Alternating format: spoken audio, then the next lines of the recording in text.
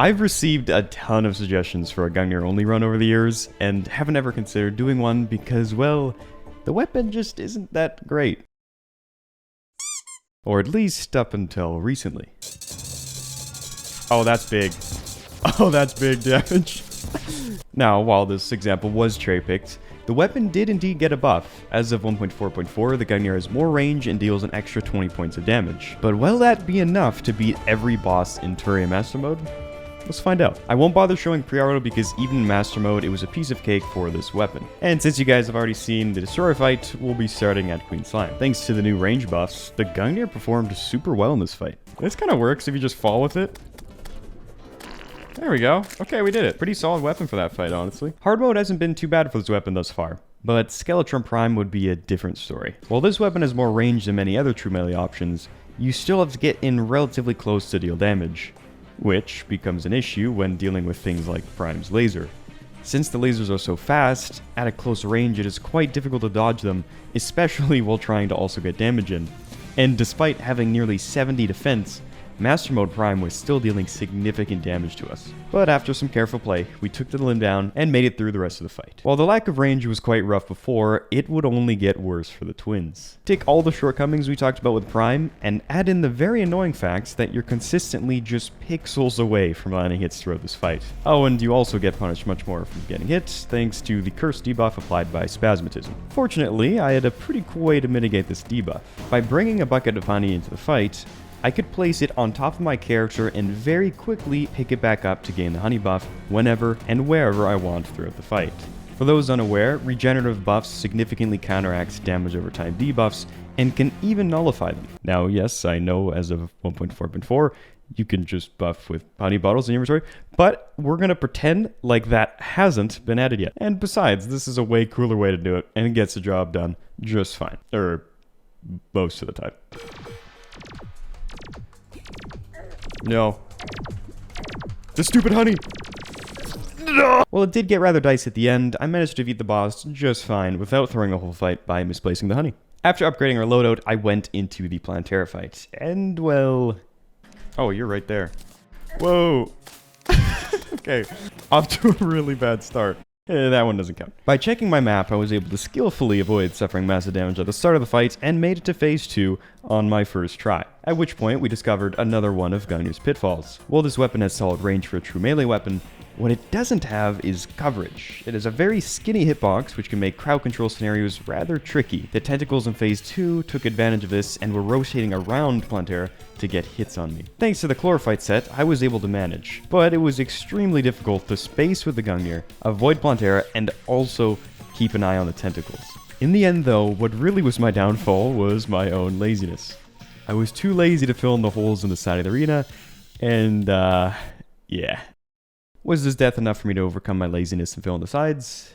Well, not really. I just came up with a way that wouldn't take as long to implement. And that's where the minecart tracks come in. By setting these up periodically through the phase 2 arena, I can easily grapple through the arena while also being able to fall through them unimpeded. By the time we reached Golem, the hallowed tier damage values were starting to become painfully evident. Add in the health buffs Golem received in 1.4.4 and our fairly small altar room, and we were in for a rough boss fight. It took a very long time to get the fists down and reach the next phase of this boss fight.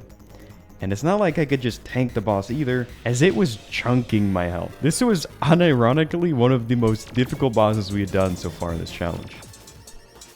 Whew! I'm so proud of my... Okay, I should not have said anything. I should not have said anything. I was gonna say I'm so proud of my dodges right now, but we're throwing up. I shouldn't have said nothing. I should have said nothing. Ah. No. Come on, just die. Whoa, not the wrench. Why did I pulled out the wrench on him?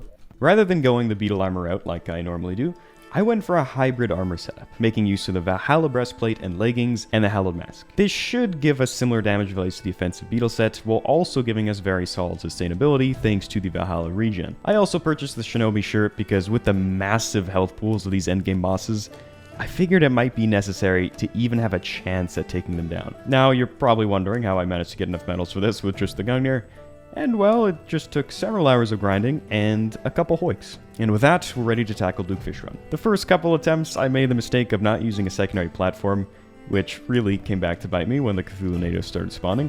They made the fight much harder by limiting my movement, but after adding the second platform, things went much better. Alright, we got it. Nice. Before we begin the lunar event, Empress still stands in our way. And as I'm sure you all know by now, this boss is a funny little mechanic that makes everything one-shot you during the day. We have a very limited amount of time to take this thing down, which is not something you want to hear when using a weapon obtainable all the way back after defeating your first mech. So I got to work by utilizing several damage-boosting accessories like the Avenger's Emblem, Molten Glove, and Celestial Shell, in hopes that I could get my damage to a point where I could defeat this boss before dawn. However, our loadout's damage value wasn't the only concern. I was also worried about our range because this boss stays a fixed distance away from you for most of the fight. If we can't get enough range to hit this thing consistently, then regardless of how much damage our weapon does, it won't go down. Eventually, I went into a test run to see how we shape up against this fight. Oh, we got, not a lot of range. Not a ton. It's a little misleading because I'm thinking I got a space like the actual spearhead, but there's a little bit of the shockwave. Okay, this is like kind of doable. Imagine we do this first try with like half the buffs we normally bring. Because yeah, we didn't bring life force, endurance. Like we could totally justify putting the torso on, extra damage, if we really need to get wrath, but it doesn't look like we will. Okay, I'm choking. I'm choking. Oh, not now, dude. I'm so dead. I'm so dead. Okay, yeah, we choked a little bit. Absolutely winnable. Yeah. I thought that would be a lot worse. Luckily for us, it started to rain not long after the trial run, so I took advantage of the Shrimpy Truffle speed and damage boost during the rain and went back into the fight. Oh yeah, this feels a lot better with the torso, I'm not gonna lie. Feels like we're getting way more damage in. Alright, next phase.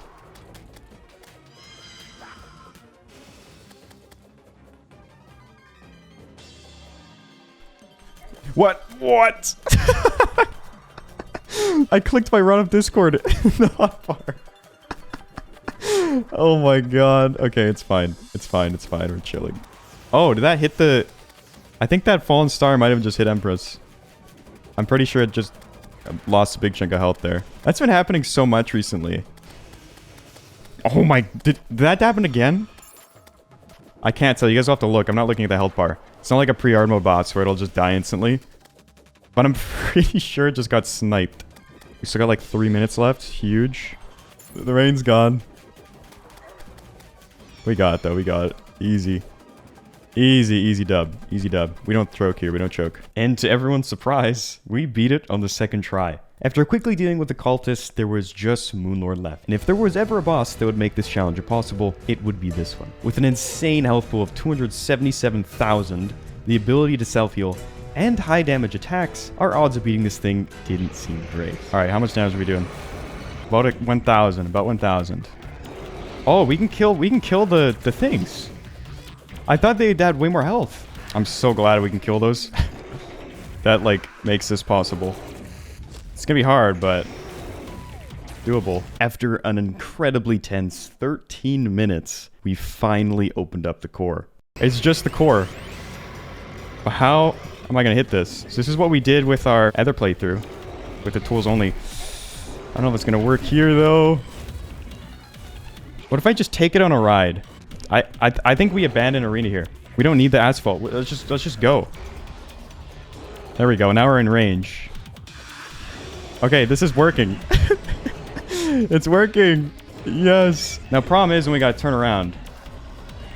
That's when this is gonna be scary. Which is actually right now. While this was technically working, it was incredibly slow.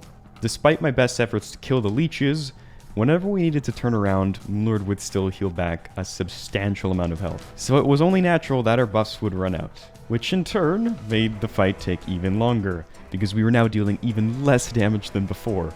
Oh, we're gonna be here forever, bro. We're gonna be here for so long. Oh, man. But I wasn't about to give up. If I wanted to take this thing down, I'd have to take a risk. Remember that Shinobi Infiltrator torso I obtained earlier? Well, swapping it for the Valhalla breastplate would substantially increase our DPS. However, Doing so would sacrifice nearly all of our sustainability. And considering we had run out of our defensive buffs, up until now I didn't want to risk it. But with things the way they are now, we're at a standstill. And sooner or later I would slip up and fail the fight. So I had no choice but to go for it. Okay, since we're close to the thing, I'm gonna do it. Ah! Not what I wanted. Okay, this should be a lot extra damage. And more range, actually. Imagine this is the answer the whole time. Any healing potions left? Were you counting? How did you know I was out? Wait! We could have used some more buffs! I wasn't completely out! Oh my god, I'm throwing so hard. I'm throwing so hard! No! I have no healing potions left, though. Why did I not realize this like 8 minutes ago? 10 minutes ago? 20 minutes ago? I like our damage though right now. It's just when we gotta turn around.